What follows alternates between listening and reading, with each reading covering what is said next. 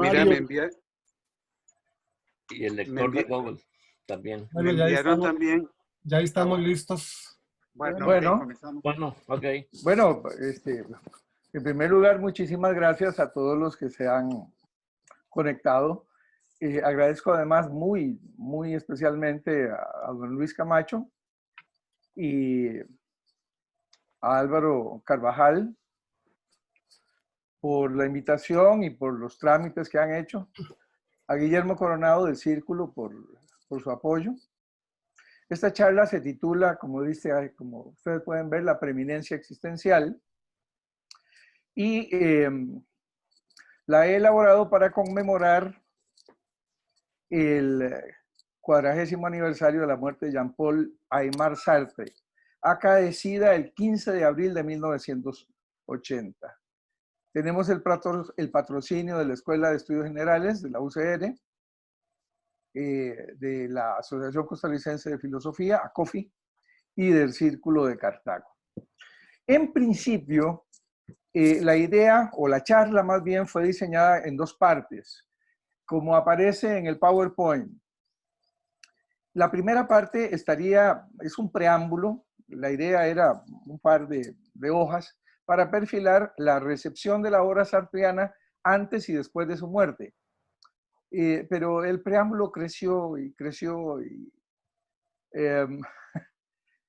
hemos decidido que no le daré lectura en esta tarde para concentrarme en la parte más importante y que originó en realidad la charla, que es la preeminencia existencial.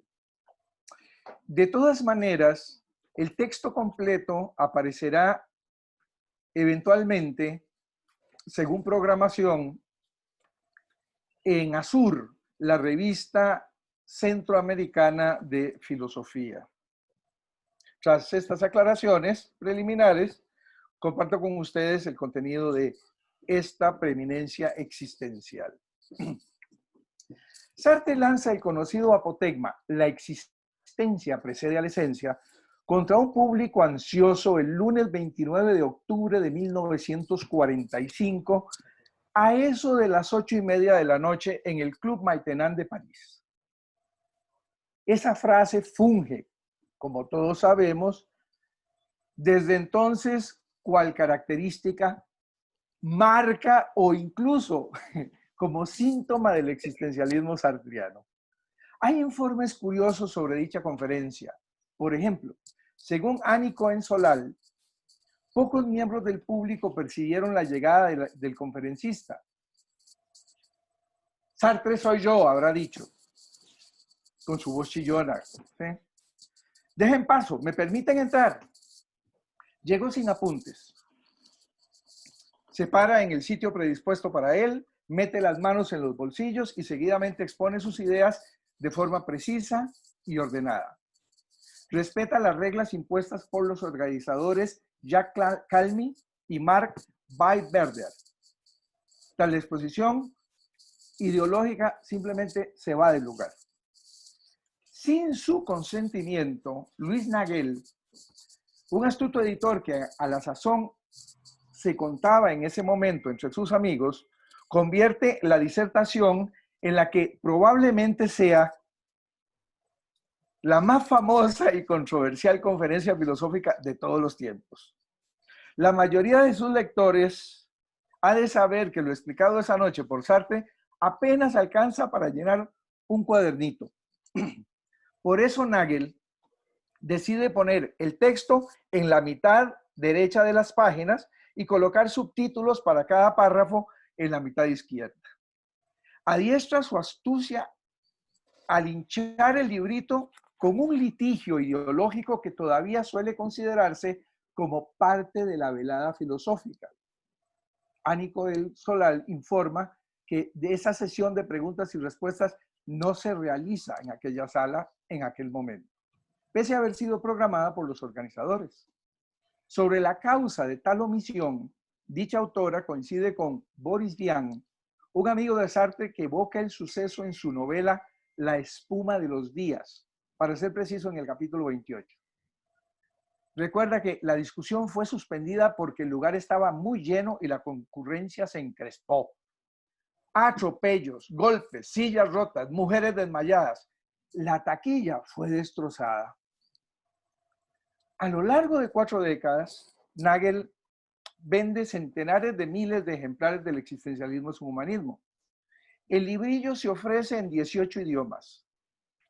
Nagel publica ediciones baratas para estudiantes y para el público en general que probablemente por un fenómeno muy parecido al de la moda en el vestido o la música de entonces, se muestra bien dispuesto a comprarlo. Ese hombre ladino, Nagel, de quien Sartre se aleja eventualmente, llega a decir después que de no ser por él, si no se le ocurre editar y comercializar dicho opúsculo, Sartre nunca hubiera pasado de ser simplemente un maestro pensador de una reducida camarilla. En esos días también se popularizó una especie de existencialismo bohemio. En los años 70 es relativamente sencillo atestiguar aquí y allá, y cuando digo aquí, quiero decir aquí en Costa Rica, secuelas de tal ideología bisoña. Sus practicantes hallan mejor asidero intelectual en el existencialismo es un humanismo que en la meticulosa labor fenomenológica de Sartre. Algunos solo disfrutan de curiosas versiones de su pensamiento, formuladas en algún café, en el bar y a veces en lugares menos concurridos. A propósito de tal moda bohemio existencialista, vale recordar el pequeño catecismo del existencialismo para profanos, un opusculito, un librito publicado por Christine Cronan para brindar, según ella, y la cito, una formación acelerada en existencialismo, un digest express y superficial para la vocación, palabras claves del vocabulario sartriano, formas de existencialismo, orígenes filosóficos, modos de expresión preferidos. Cierro la cita. En el país de aquellos días, en el París de aquellos días, los ejemplares de ese texto se venden como rosquillas. Es ahí el entorno cultural donde se populariza la frase la existencia precede a la esencia. Un primado que de tal tesitura habría sido usado por Kierkegaard frente a Hegel y tomado por muchos ligeramente luego como una forma de expresar que somos y sufrimos lo que hacemos de nosotros. No ha de negarse que, en cierta forma, esa lectura del apotegma resulta acertada. Por eso la propongo aquí como la primera de 5 interpretaciones a las que hoy dedico atención. La segunda interpretación que les propongo remite a la temporalidad. Su cimiento es fenomenológico. La tercera se refiere a la compleja correlación ego-conciencia. También es fenomenológica. La cuarta es de carácter ético y la quinta tiene un matiz materialista e histórico. Consideremos brevemente la segunda. Toda vivencia es temporal. Como bien sabemos, la noción fenomenológica de vivencia ha tomado con Husserl, antes de Sartre, un sentido más amplio y complejo que el concepto psicológico de experiencia personal.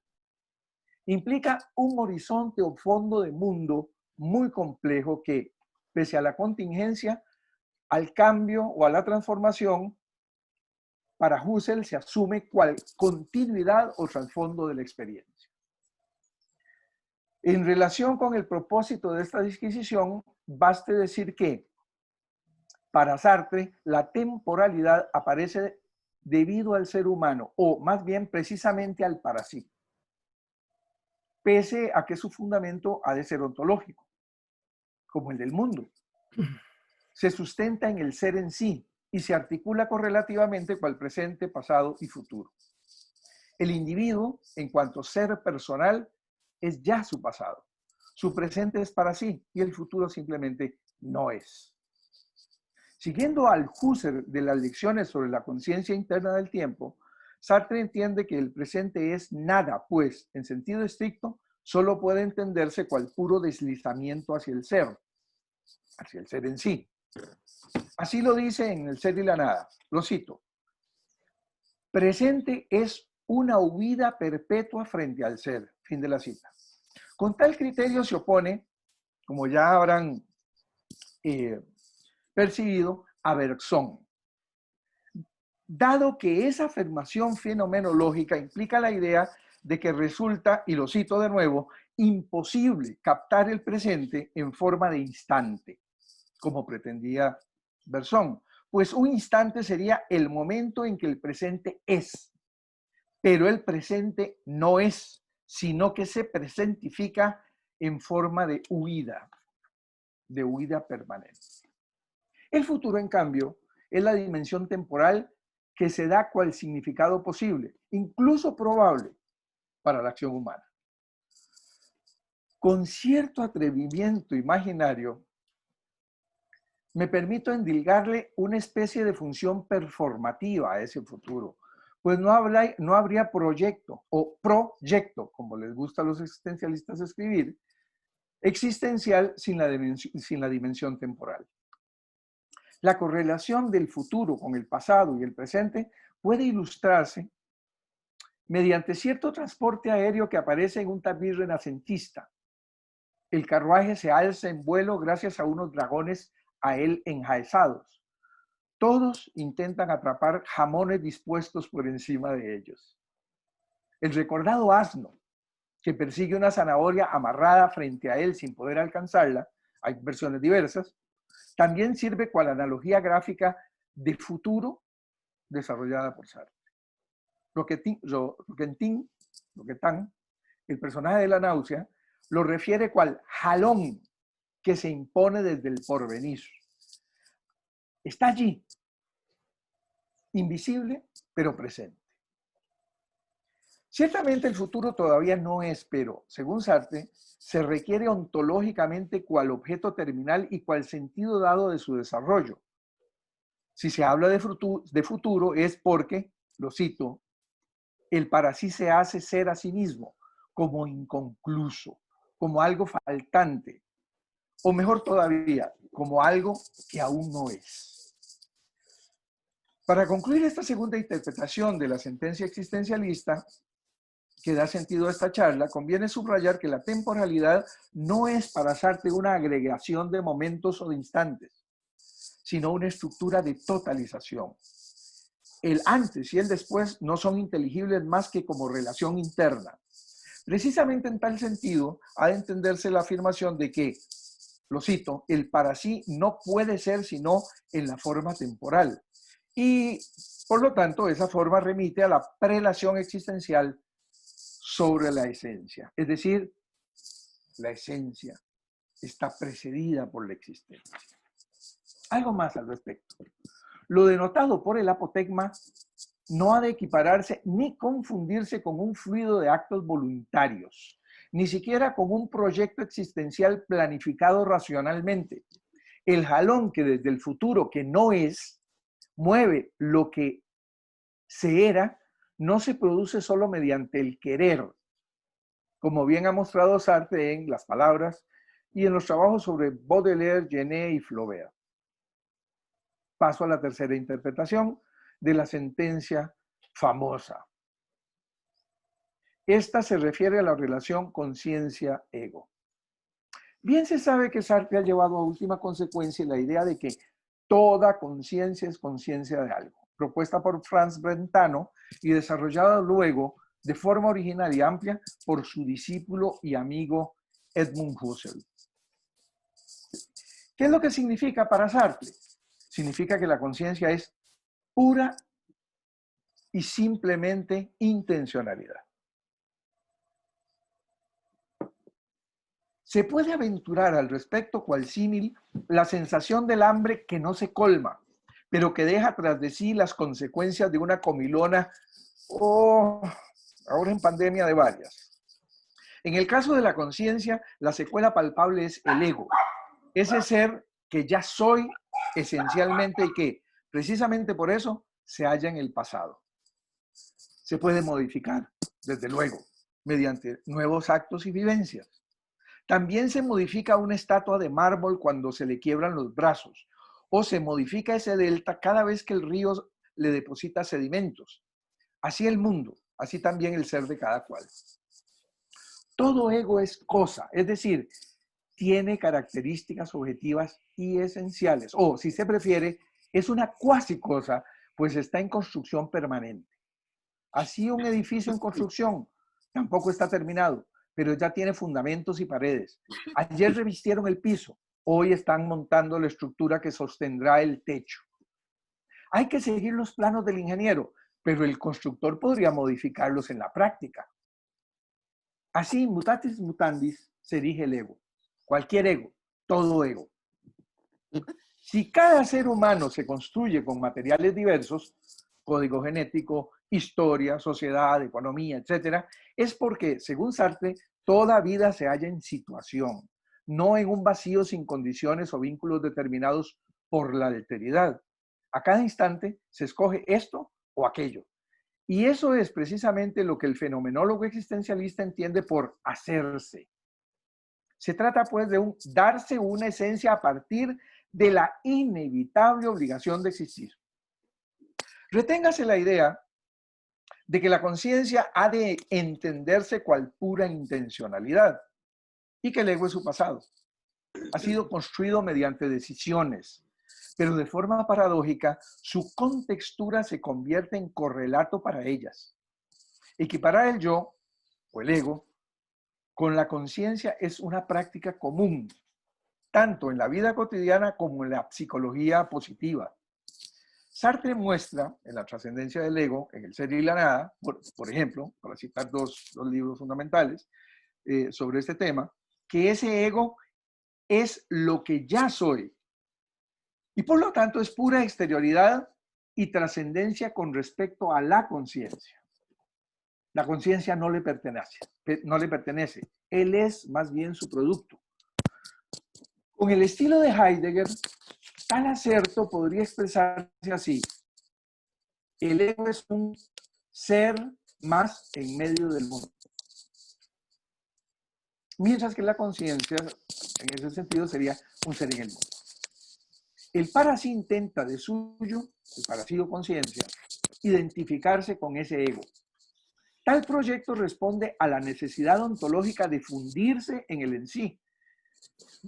Pero ya se sabe, según Sartre, tal ímpetu, si bien es ineludible, está condenado siempre al fracaso. O, si se prefiere, solo se logra cuando nos morimos. Debido a la mala fe, cada cual tiende a considerar su conciencia en el plano reflejo e incluso en el plano reflexivo como si se tratara de un sí mismo esencial y definitivo, que se despliega cual destino, es decir, como algo ya sido o esencialmente completo. En realidad, la expresión yo soy esto o aquello está referida al pasado, al ego. Mientras se vive es posible tomar otra dirección. Pero, y atención a esto, lo que se ha hecho ya, está hecho. No puedo cambiar lo que hice ayer. Quizá hoy pueda justificarlo, ocultarlo, tergiversarlo, en un sentido análogo a lo que, en el ámbito social, después de muchos años y con la complicidad de algunos periodistas, han intentado hacer quienes redactaron el infame memorando del miedo, que yo espero que no olvidemos. Aquel memorando era para obligar a los gobiernos locales de Costa Rica y así a las instituciones y demás instancias del Estado a respaldar el llamado TLC, como ustedes recordarán. La idea sartreana de que podemos cambiar lo que somos nos remite a una especie de absurda magia o poder estrafalario para transformarnos y cambiar el mundo, las condiciones del entorno, las instituciones, las ansias de cada cual. El individuo escoge un esto o un aquello que se le impone desde afuera y que no depende de su voluntad o arbitrio.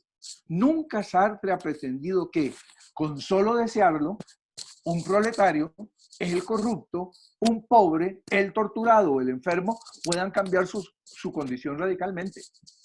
A propósito de este asunto, vale la pena insistirlo, conviene recordar que muchos detractores diseminan una falsa creencia en relación con el tópico. Por una parte, afirman que Sartre propone una libertad sin mundo ni determinaciones reales. Y por otra parte, que en una situación límite no tendría razón él para hablar de libertad. La verdad ocurre en sentido contrario. La obra sartreana ofrece una constatación básica. Se elige siempre un esto y un aquello que se impone desde fuera. La libertad se ejerce en determinado conjunto de condiciones sociales, incluso naturales, que posibilitan o inhiben las decisiones y las aspiraciones personales. A eso dedican múltiples páginas en la crítica de la razón dialéctica. El desarrollo, importancia y relación de ambos correlatos se puede rastrear a lo largo de su dramaturgia. Debería bastar el sentido común para entenderlo. Y si los textos filosóficos de Sartre sobre el tema resultan abstrusos, feos, cansinos, se pueden disfrutar, a propósito del tema, 3 de sus piezas teatrales: Las Moscas, El Diablo y Dios y Los Condenados de Altona. Aunque si prefieren un poco de humor, yo les recomiendo leer King, esa extraordinaria adaptación de Dumas. En lo teórico, dicha correlación dialéctica le permite a Sartre afirmar que, si bien somos libertad en un sentido intencional, en el otro, y lo voy a citar, comillas, debemos liberarnos de las alienaciones. Desde una perspectiva vernácula puede ilustrarse esa idea con la celebrada canción del socialista aragonés José Antonio Larbodeta, que dice: hay que empujar la historia hacia la libertad. No la canto porque no es lo mío. Para no extender más esta digresión temática, ni engarzar aquí los complejos desarrollos de ese tópico en obras como El ser y la nada, Cuestiones de método y crítica de la razón dialéctica, e incluso El idiota de la familia, evocaré una declaración hecha por Sartre en su autorretrato a los 70 años. Lo cito: una teoría de la libertad que no explique al mismo tiempo qué son las alienaciones, en qué medida la libertad puede dejarse manipular, desviar, volverse contra sí misma. Una teoría así puede confundir muy cruelmente a quien no comprenda todo lo que ella implica y que crea que la libertad existe en todas partes. Pero si se lee bien lo que he escrito, no creo que se pueda caer en tal error. Paso a la cuarta interpretación de la frase popularizada en el existencialismo es un humanismo. Esta remite a la moral. ¿Acaso la moral sea uno de los tópicos más trabajados por Sartre? Pese a ello, él no logra hallar el resultado universal y apolítico que busca. Nunca, como bien sabemos, la publica en vida. Sosténgase aquí que la razón de tal fracaso es precisamente que la existencia precede a la esencia. La literatura existencialista brinda numerosos ejemplos en apoyo de esta tesis. He tratado de explicarla en las 460 páginas de mi libro La moral es infiel, que se encuentra impresa en EUNET. Aquí lo voy a intentar con un comentario que cabe en media página. Veamos. Si la existencia o para sí precede a la esencia, si no hay Dios y la historia muestra que el ser humano cambia a lo largo del tiempo, se debe aceptar con Sartre que los valores morales, como los estéticos, como los políticos, etcétera, no son apodícticos y consecuentemente padecen con las inclemencias del cambio. En el lenguaje del título de esta disertación, no son esenciales. Ningún valor es natural en el sentido de la herencia genética o, si se prefiere, del instinto. El ser humano los inventa, los escoge o los sufre en determinadas condiciones. Nada les confiere universalidad, aunque muchos de ellos parecen haberse consolidado casi al azar y otros parecen impuestos por instancias que el individuo no puede controlar. Gran cantidad de valores ha sido impuesta violentamente, pero, como en el caso del ego, no hay en ética un constructo esencial y a priori que deba cumplirse como determinante absoluto y universal en todas las épocas y bajo cualquier condición. Por eso, seguramente, hay más de una moral. En cada caso, es decir, en cada contexto, ciertos valores, axiología, se imponen cual exigencias, deontología, e incluso llegan a trocarse en leyes. pero su norte muta al tenor de las circunstancias, de algún cambio de las costumbres. Lo que una sociedad practica cual valor positivo puede ser rechazado e incluso castigado cual desvalor en otra. Un agente moral que ayer estaba convencido de sus filiaciones, hoy puede darse cuenta de que otra ideología y otros valores alientan mejor sus convicciones o quizás sus intereses. En cualquier momento, un católico puede convertirse al budismo o a una lasciva ideología bíblica de esas que hoy proliferan por doquier. Muchos gobernantes y politicastros han mostrado una y otra vez mudas tanto o más peligrosas que esas. No obstante, a semejanza del personaje nichano que busca a Dios en la gaya ciencia, Sartre se afana para encontrar una prescripción moral apodíctica. Repito que no puede hallarla. Adviértese aquí a propósito de tal busca, pero sin desarrollar su ímpetu ni sus articulaciones, otro tema álgido, la idea de que una responsabilidad ha de ser ineludible, aunque no requiera de una verdad o de un valor universal que define esencialmente al hombre. Ese es un tema interesantísimo, complejo, que merece mucha atención. La ética sartreana capta lo hecho y lo deseable, pero la prescripción moral se muestra cual antojo del momento o, en el mejor de los casos, cual elección adecuada a los tiempos que corren.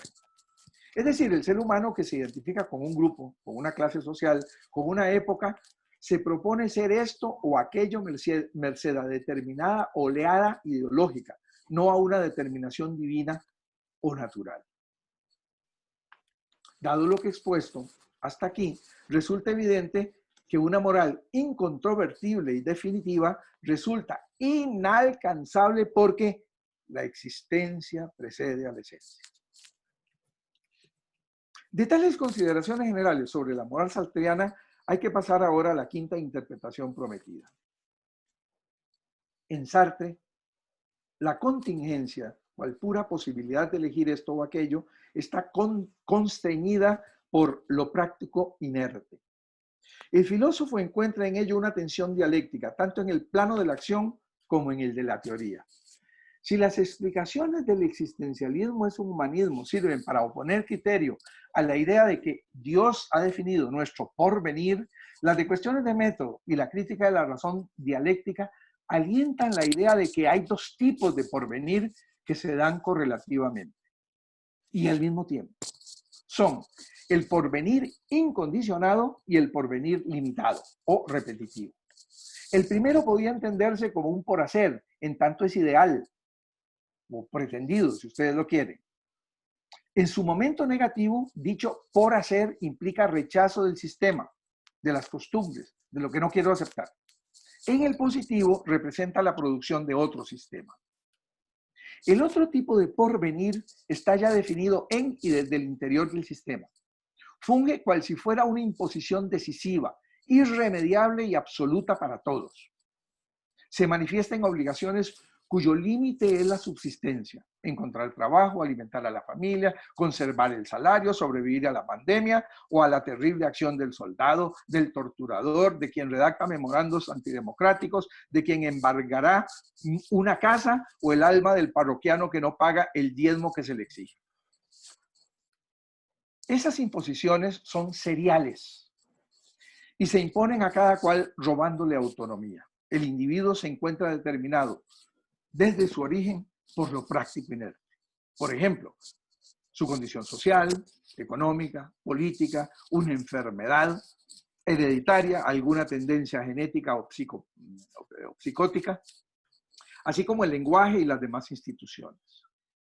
También por la materialidad, cual naturaleza o artificialidad que se le impone.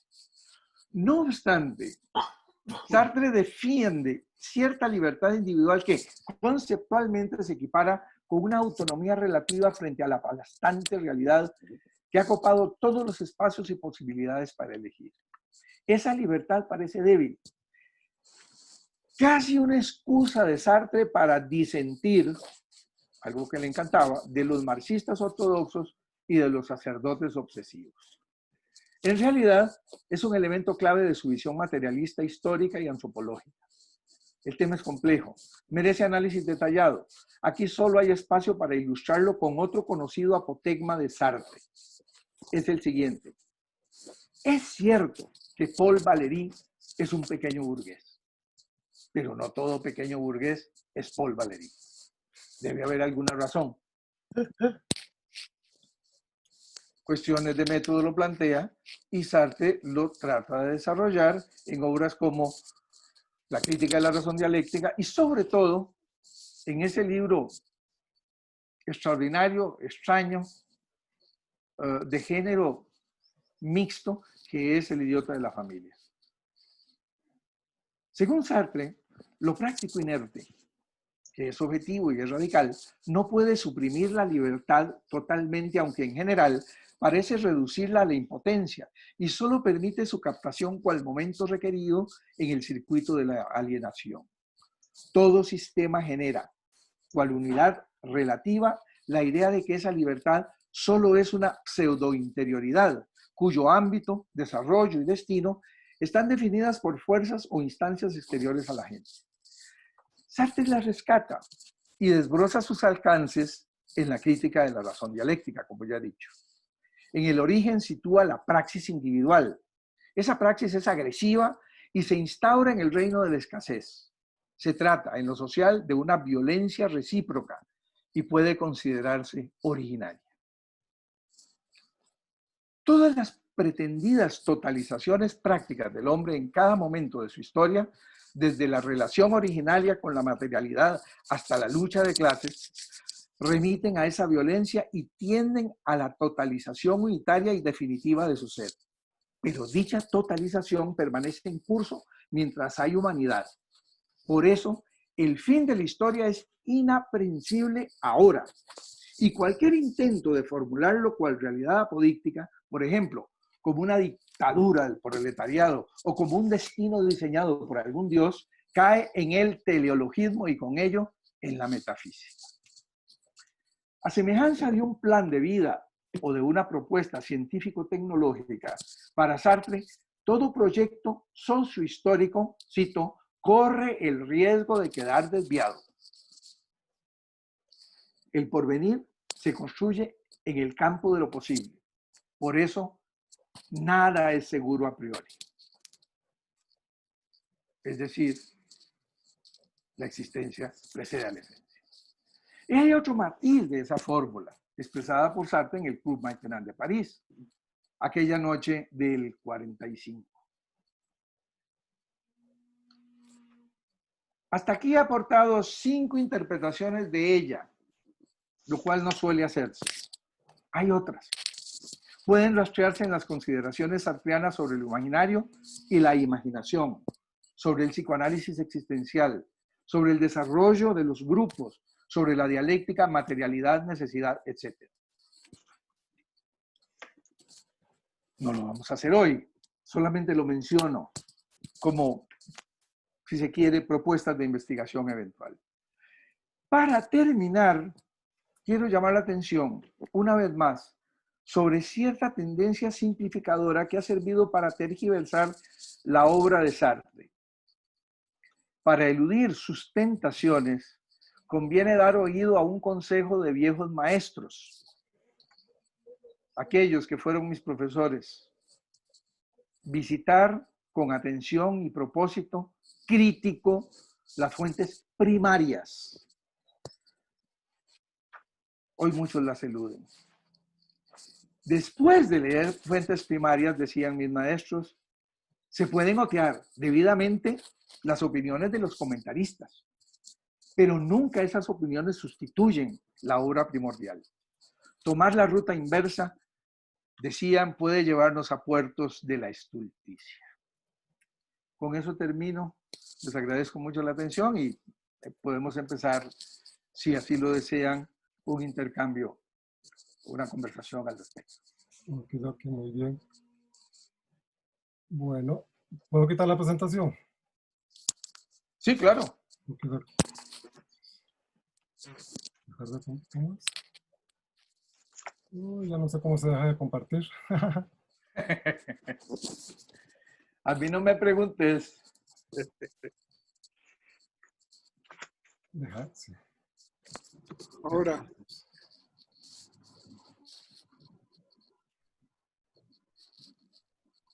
Vamos a ver qué pasó. Ahí estaba Zoraida, ahí estaba Jacqueline. Bienvenidas.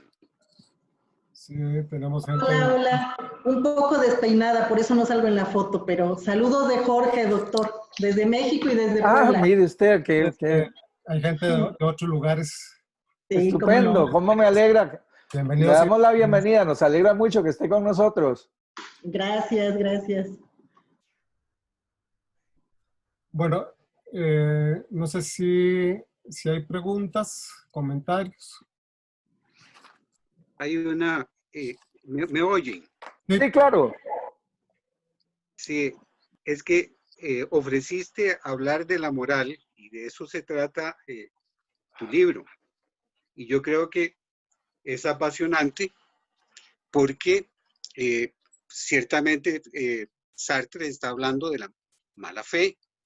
Y la mala fe, de alguna manera, no sé, es una actuación donde el ser humano se convierte en cosa, ¿verdad? Y un poco el relato aquel del mozo del café en El ser y la nada, donde él se olvida de sí mismo y se convierte total y absolutamente en mozo, en servidor, etc. Y siempre le queda a uno la inquietud. Me gustaría que te refirieras a eso.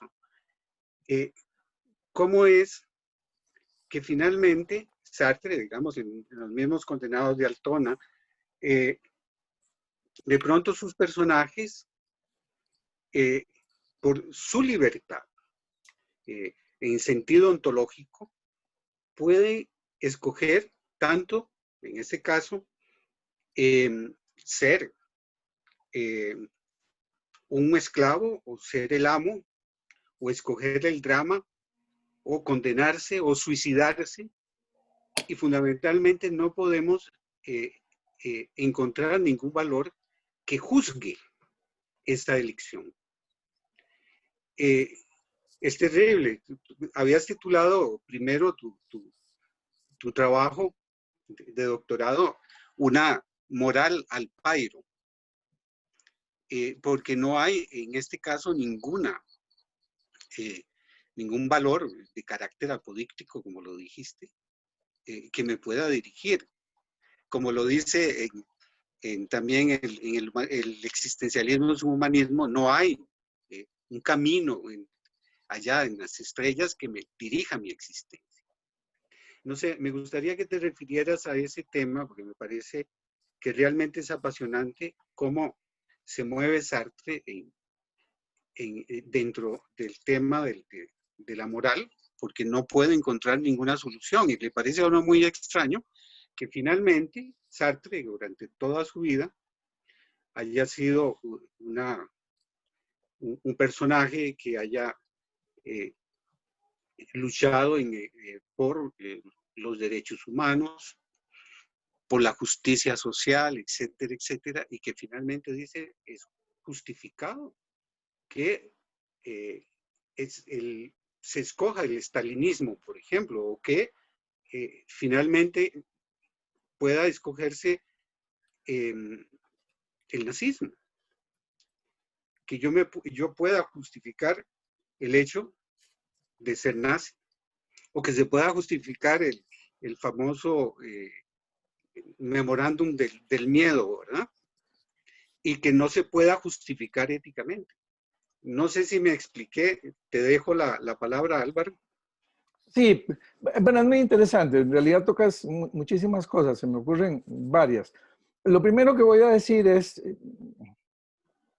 vamos a ver, algo que tendría que ver con el marco en el cual estás haciendo la pregunta. Una cosa que a mí me molesta en Sartre es que por ninguna parte hace una distinción que me parezca a mí adecuada entre moral y ética, que es una, digamos, es una precisión filosófica conceptual que ayuda mucho, ¿verdad? Claro. O sea, para él siempre habla de la moral y tenemos que identificar cuándo está hablando propiamente de la moral, de las costumbres, de lo que hace la gente y cuándo estamos hablando de una teoría sobre esa moral.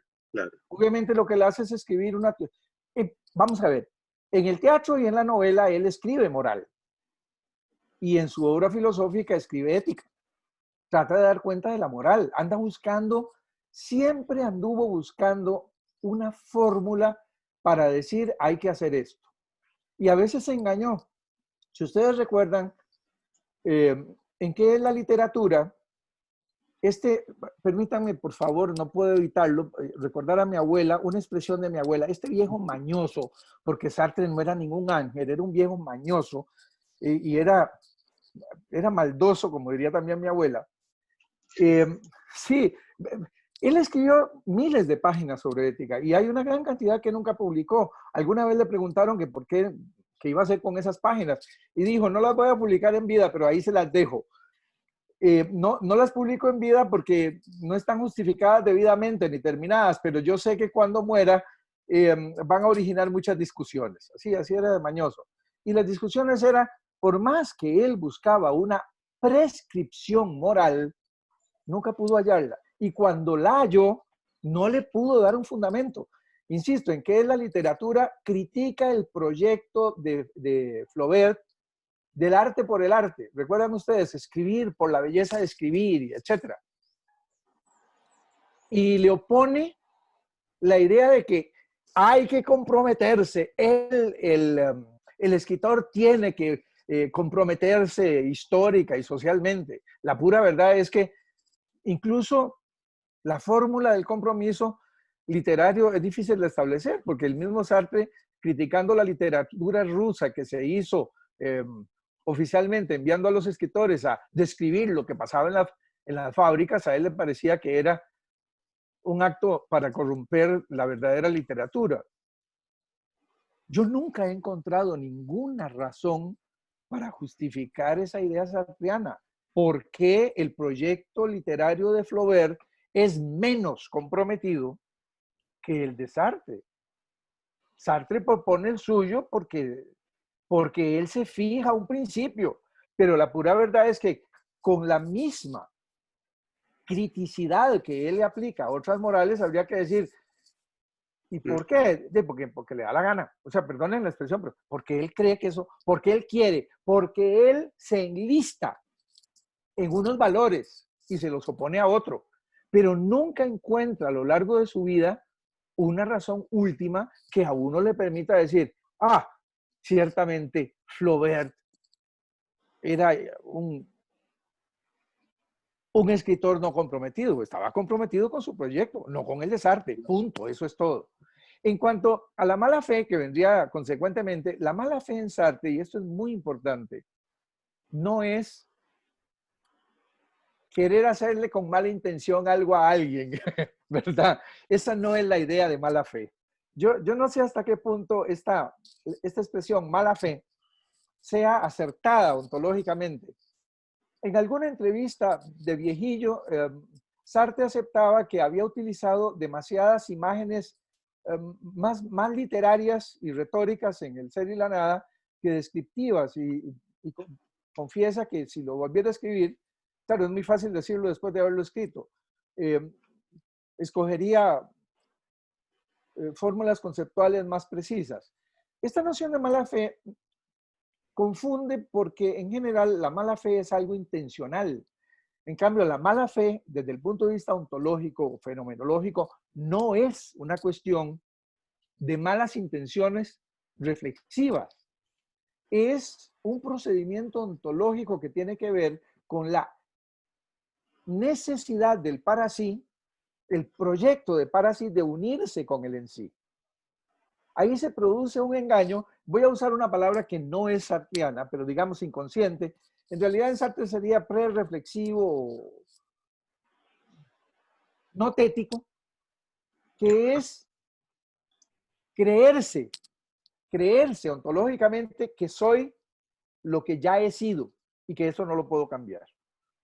Eso es el proyecto de la mala fe. Y entonces agarrarme a ese ser que yo he hecho y decir, esto es lo que yo soy. Es el tema, el gran tema de las moscas, donde lo explota y lo desarrolla de manera subjetiva. El mismo tema lo retoma luego desde una perspectiva que él llamaría materialista histórica en los condenados de Altona, como vos recordarás, ¿verdad? Pero ese es el tema de la mala fe. La mala fe no es un hecho psicológico, es el resultado de una relación ontológica de la totalidad o de la correlación ser para sí, ser en sí. ¿Qué más? El asunto de los nazis. Esto de los nazis, o sea, de oponerse, Sartre lo dijo alguna vez. En este momento no recuerdo exactamente cuál es el texto, si fue en una entrevista o él lo escribe. Y es que, claro, es en relación con la discusión que incluye Nagel, que no se produjo en ese día, ese día de la conferencia. Y es que Sartre decía, si no hay Dios, no es que todo se vale, todo lo contrario. Nos obliga a nosotros, los ateos, a ser más responsables en un sentido estricto que aquellos que ya tienen definido lo que tienen que hacer. Y decía, para un católico, le decía a Nabil, para un católico es muy fácil justificar su decisión. Porque Dios quiere, es una orden de Dios, es lo que dicen las escrituras. Para mí no. Si yo me siento frente a un nazi, que además no es nada tonto, debo tener argumentos para mostrar y demostrar que soy yo el que tiene razón y no él. Así frente al racista, frente al violento en cualquier área del quehacer humano. Y eso hace que la labor nuestra sea más difícil, y él lo decía, y más comprometida. Y la verdad es que Sartre siempre fue consistente con esa idea. Vendía periódicos, se peleaba con todo el mundo, discutía con todos aquellos con los que no estaba de acuerdo, procuraba enfrentar de una u otra forma a los regímenes que consideraba violentos. Participó en el tribunal Roosevelt, etcétera, ¿no? Eso sería, me parece, respecto a lo que preguntas. No sé si hay alguna otra cosa. No, me oís, sí. No, me parece muy bien. Lo único es que siempre le queda a uno la duda, porque cuando decís ahí ahora, en este momento, que en el momento en que el hombre libre, que no ateo, que no tiene ese sistema de valores apodícticos, de alguna manera tiene que construir los valores. Claro. Ahora, esos valores de ninguna manera son valores hechos, determinados, sino que se construyen. Pero de alguna manera también camina hacia lo que tal vez Kant llamaba el valor ético que está en la razón, pero que simplemente, en este caso, vamos caminando hacia él. Es decir, de alguna manera tiene que haber algún horizonte ético que conduzca a mi discusión. Yo no lo veo en Sartre. Es más, a propósito de Kant, donde sí encontraríamos uno, Sartre invierte el imperativo categórico. Sartre dice Sartre dice frente a Kant, Sartre dice, ¿saben qué se equivoca? No es que actúa de tal manera que tu acto pueda convertirse en... No, es que es al revés. Cada vez que actúa, no importa lo que usted diga, ese acto le da validez. Por eso hay penas. Porque es posible hacerlo. Por eso hay penas. Porque es posible hacerlo. Usted lo ha demostrado con su acto. Entonces se invierte el imperativo categórico kantiano. Pero hay una valoración en el acto. Sí. Claro que hay una valoración. Pero siempre hay una valoración. Claro, pero esa valoración siempre es relativa. Ese es el problema de Sartre. Él anda...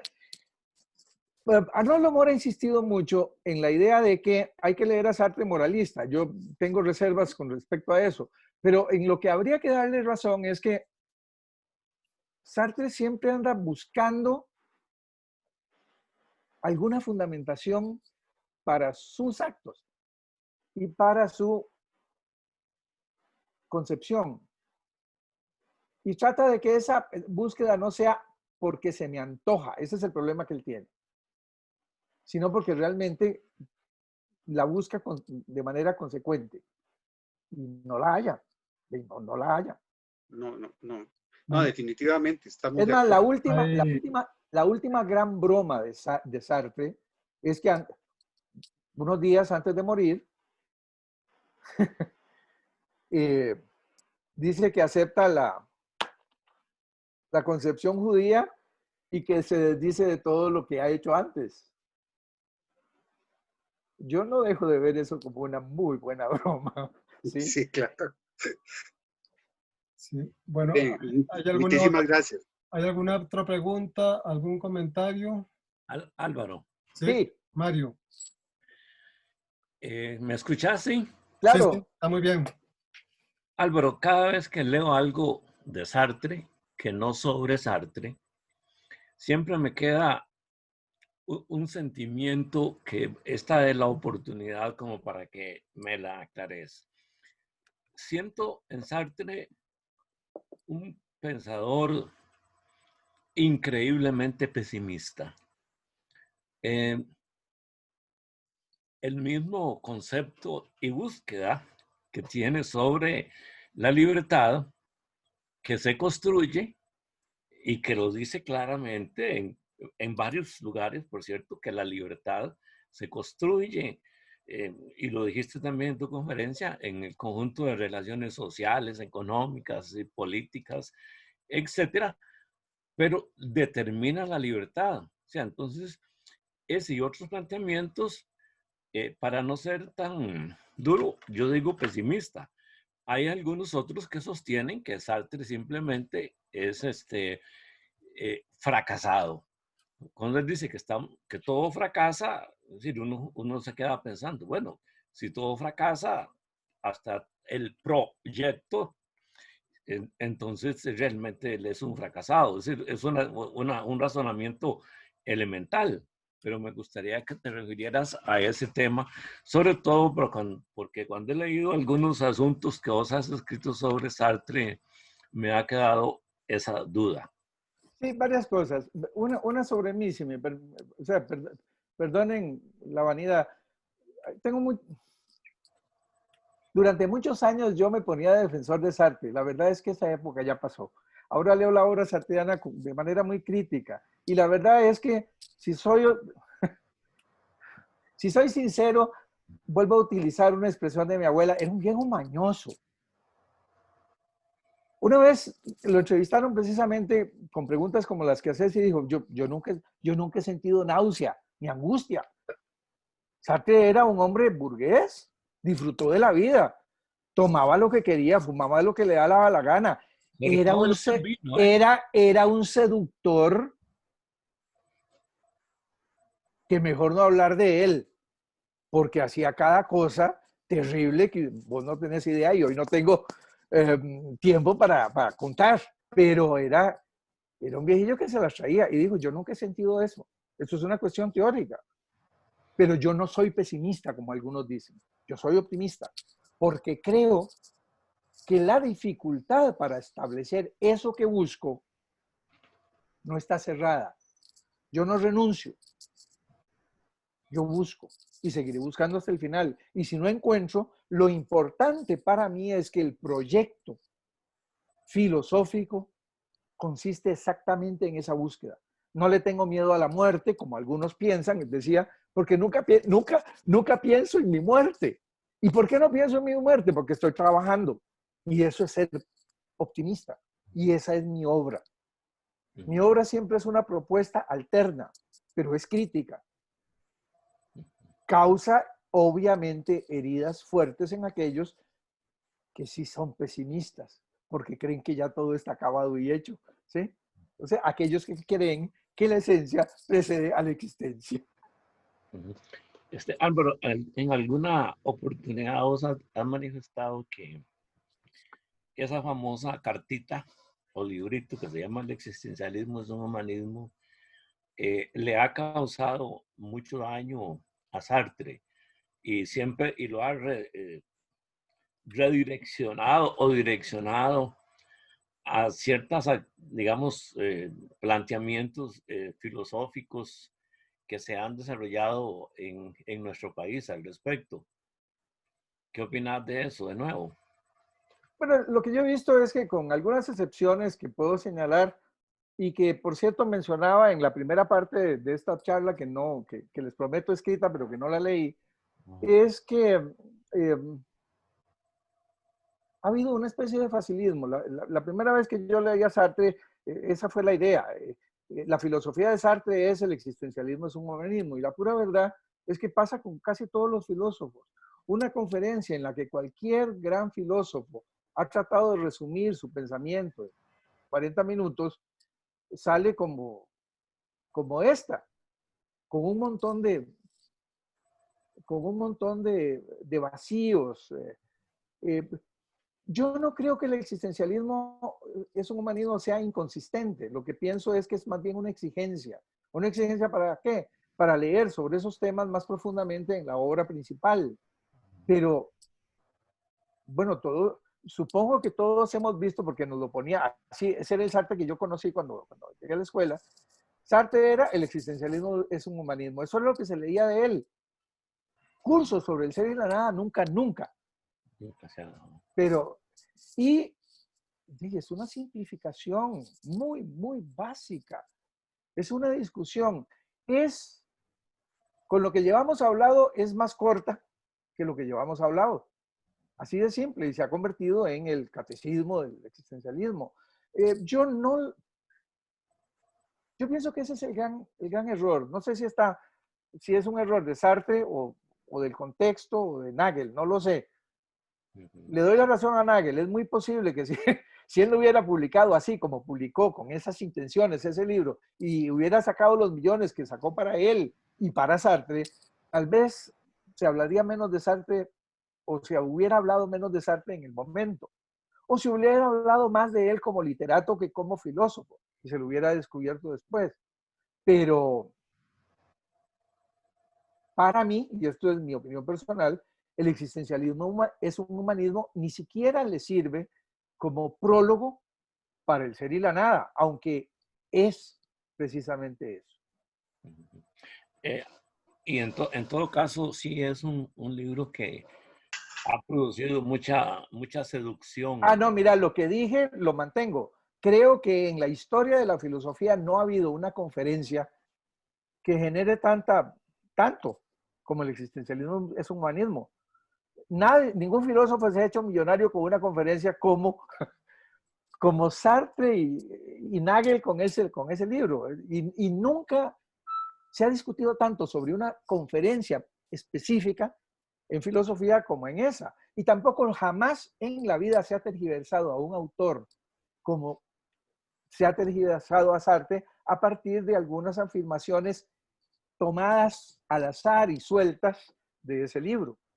Todas las afirmaciones que están ahí se pueden estudiar en serio en el ser y la nada, a pesar de que tiene una estructura curiosa y que no trabaja con conceptos, que es lo que uno desearía, sino con nociones. Y que a veces,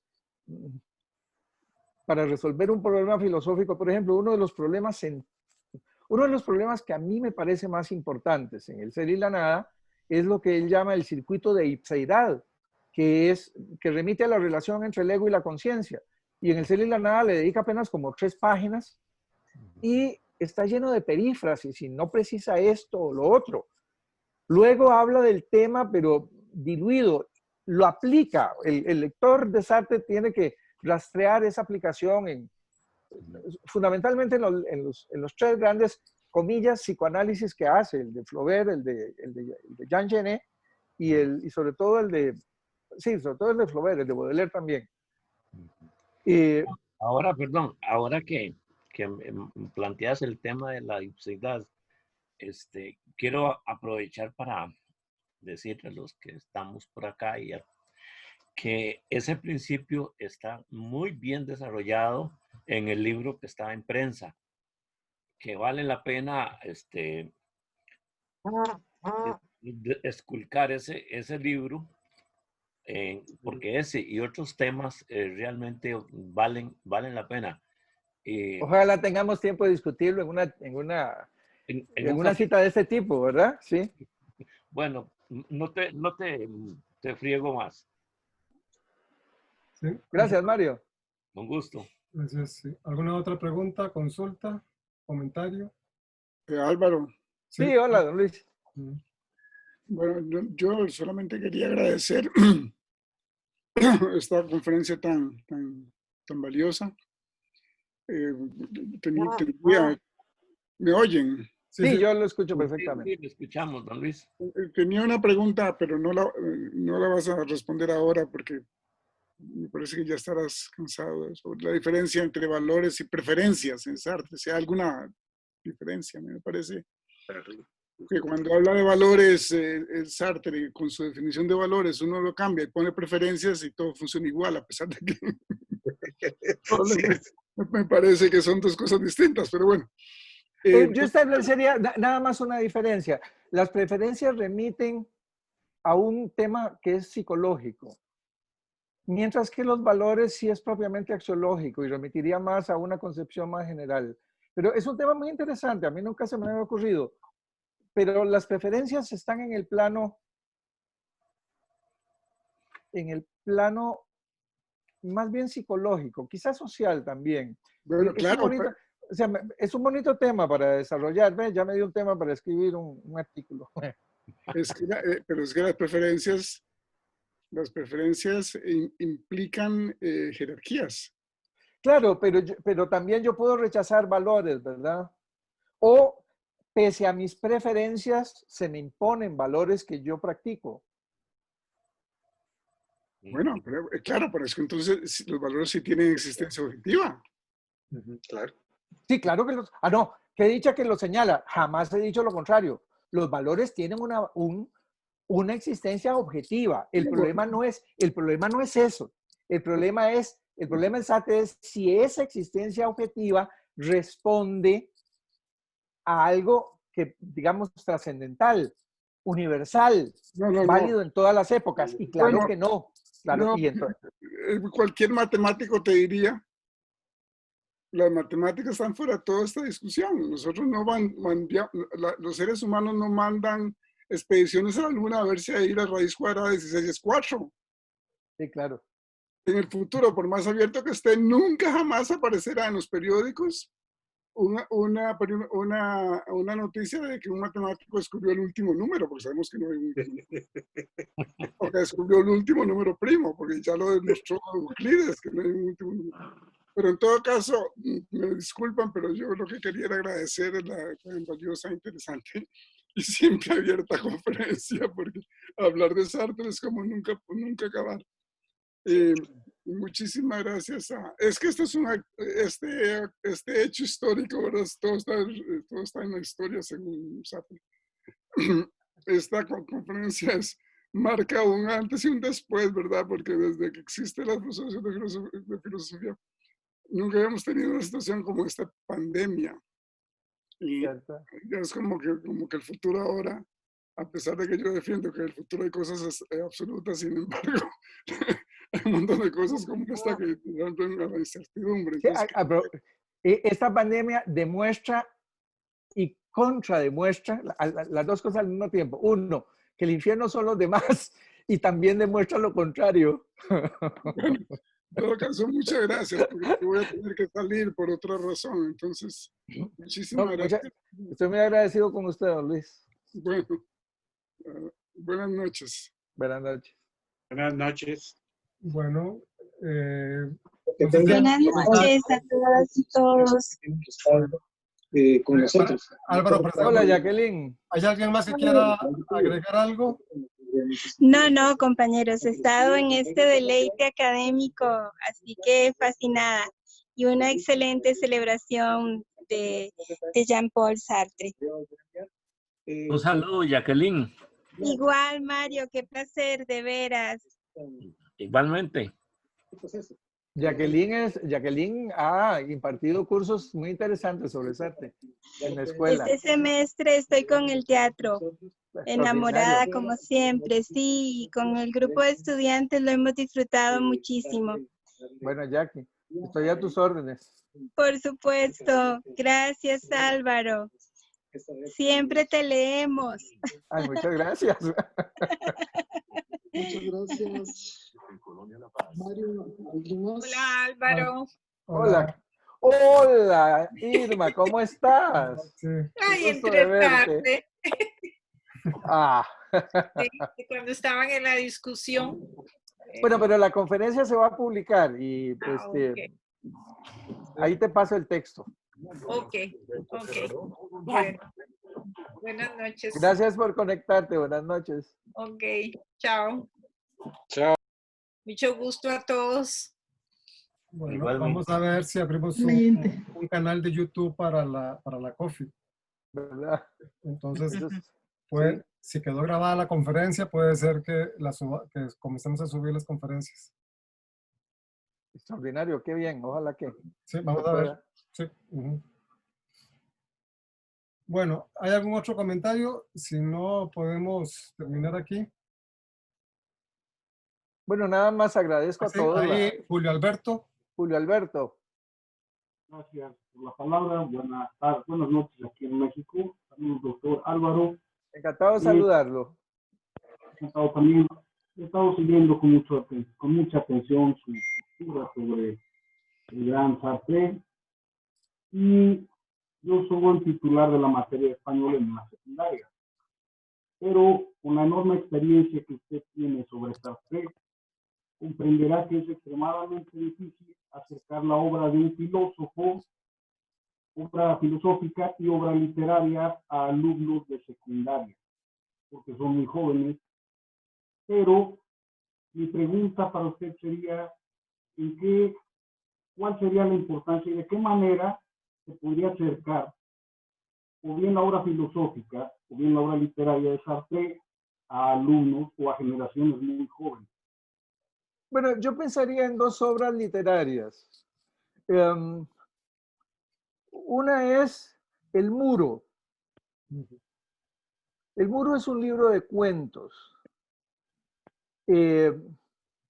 Algunos de los cuentos, precisamente El Muro, que es el primer cuento en la edición que conozco, permite hablar sobre cuestiones filosóficas como el futuro, la esperanza, un tema que filosóficamente conocemos como la contingencia, es decir, cómo a pesar de que hagamos planes y que todo lo tengamos muy bien estructurado hacia adelante, podría ser que a todos nos ha pasado, hacemos un plan y la vida nos lo transforma completamente.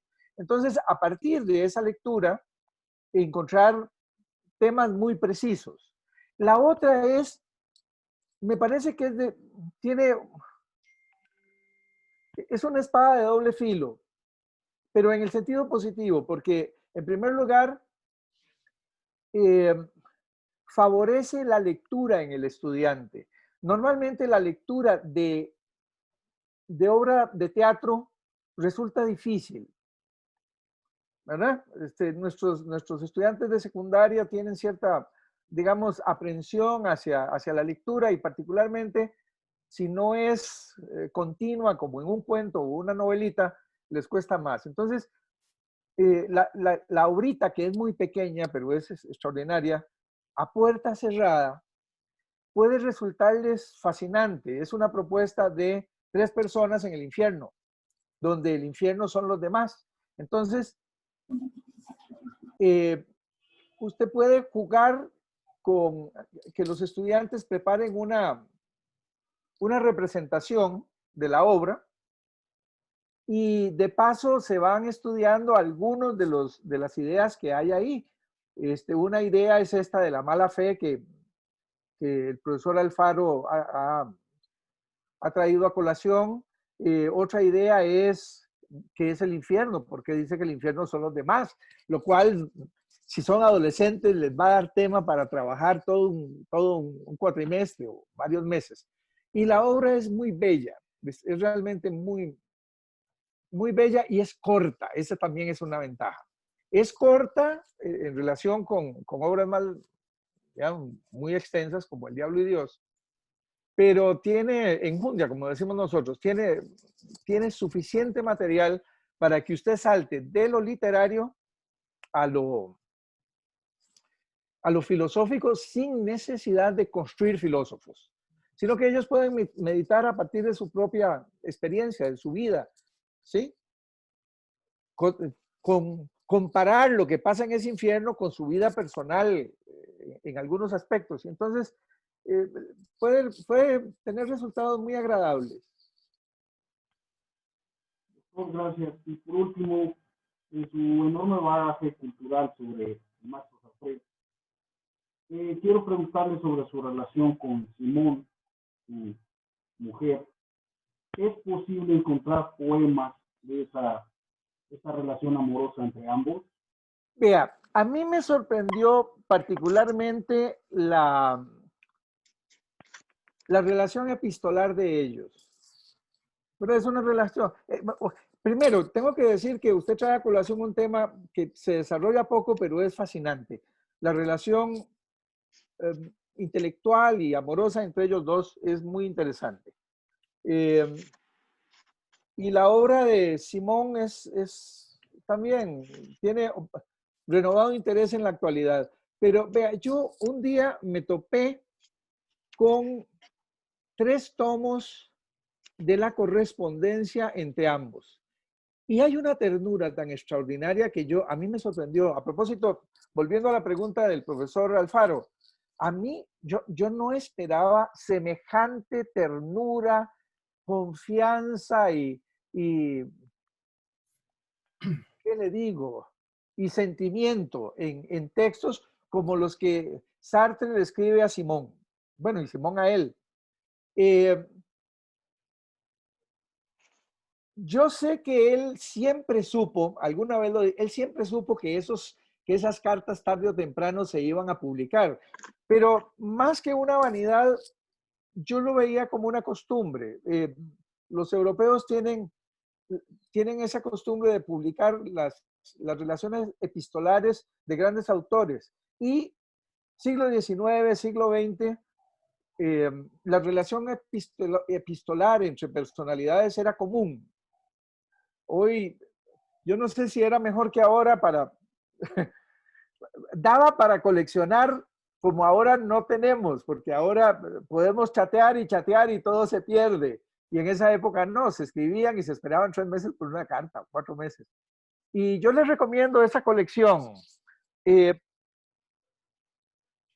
Lamentablemente no la tengo a mano en este momento para decirle cuál es la editorial, pero estoy seguro de que bastaría que entrara en internet y corroborara la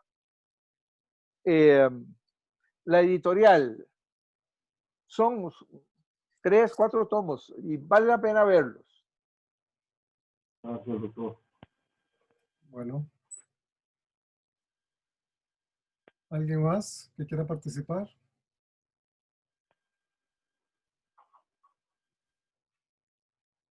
Bueno, si no, agradecerle a Álvaro Zamora su participación. Es la primera experiencia de ACAFI, ACAFI es la Asociación Centroamericana de Filosofía y ACOFI es la Asociación Costarricense de Filosofía. Y es nuestra primera experiencia en estos asuntos. Y bueno, estamos practicando y aprendiendo. Ya pasamos a la historia. Ya pasamos a la historia, sí. Debemos a ver si podemos montar el canal de YouTube.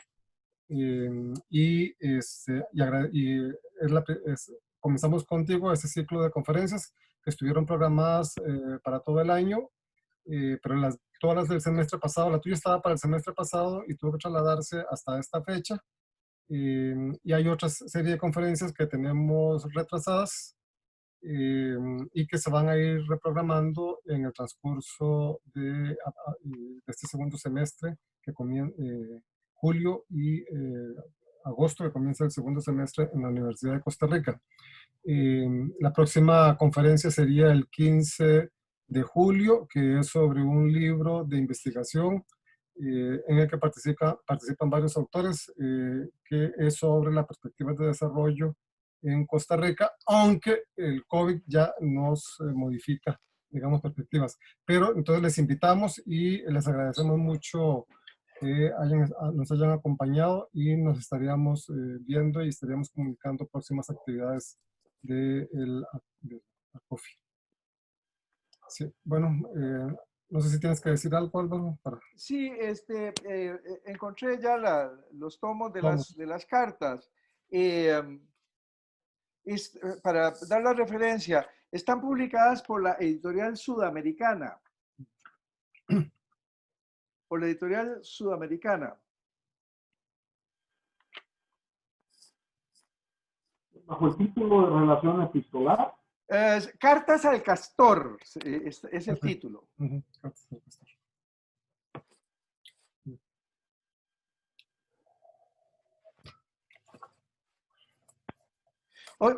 Perdón, pero oiga esta frase, sí, encontrada de pronto, porque busqué el libro rápidamente.